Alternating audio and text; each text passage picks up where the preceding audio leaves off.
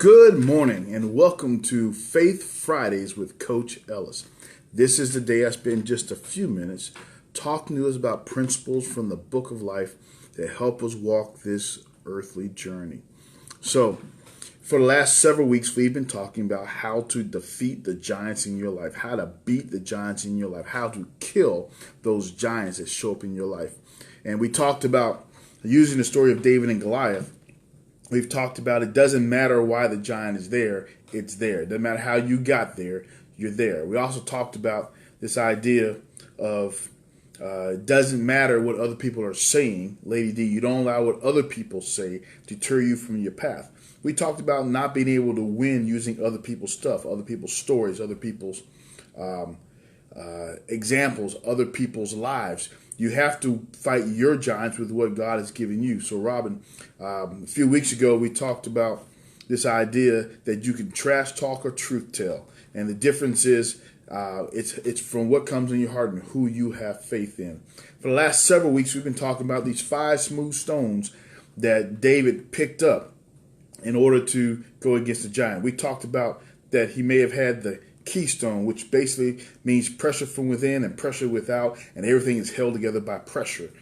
We talked about the millstone or the whetstone, the one that sharpens our edges. You know, we can go and fight that giant, but we can cut off pieces of them and even stab them, but does not necessarily mean we will kill that giant. We just may weaken it. We talked about, Sandra, about the grindstone, and how last week we talked about the grindstone and how we can grind and chip away at this giant and essentially break it down to dust, but it takes so long and it requires patience.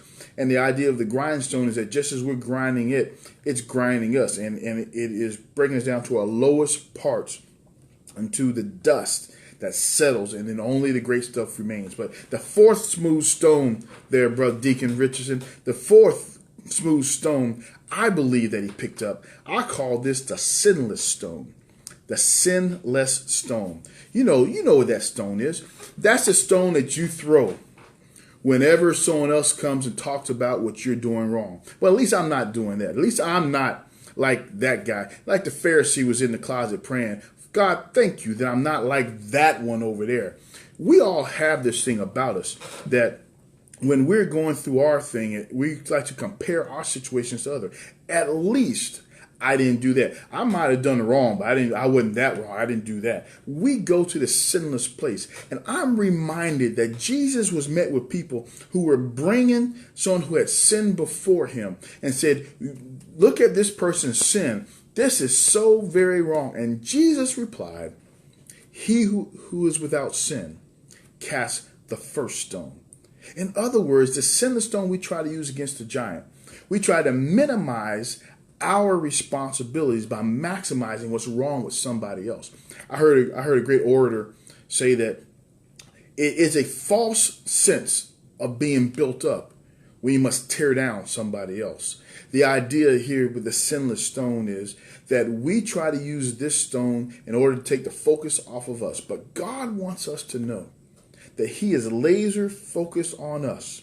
Whenever God begins to open up our lives and begin to reveal things in our lives, we want to be quick to say, but God, what about him? What about her? And God's looking at us right now and saying, so what? What about you? This sinless stone, David could have reached in and he could have hurled this sinless stone at the giant. It would have revealed to the giant all the things that was wrong in the giant's life. And in the end, it may not have killed him. It may have weakened him. It may have brought him to sorrow. It may have had him rethink some things, but it would not have slain the giant. It simply would have slowed the giant down. And in fact, when we start throwing sinless stones, it slows us down as well. That burden of that stone, that we must be perfect, and we must have let other people see us as being without fault. This is particularly true when it comes to spiritual leaders. Somehow, we want people to think that we were born, raised, and will die without sin in our lives. But the truth of the matter is that we cannot cast that sinless stone, because those of us who are called, we are called because we have such great deficits in our life that only God can make good out of what we've done so badly. I ain't saying, I'm just saying. If you don't agree, Go check yourself, because I believe that the Bible's very clear. God only uses those with great problems. He has not used folks who are perfect. He used people with problems. So the sinless stone is designed to remind us of how much we need God. So if you got questions or comments, go ahead and leave the comments below. And remember on this day that don't toss that sinless stone, because that sinless stone will weigh you down, because you are not that great. And God has enough to deal with you. You don't have to worry about somebody else. I'm Coach Ellis, saying have a one-tablets, faith-filled, and don't throw the sinless stone, Faith Friday. God bless you. Leave your comments below. Hit me on Facebook at Coach Ellis, or email me at coach@elliscrum.net. Until next week, have a one-tablets, Faith Friday. God bless you. Bye-bye.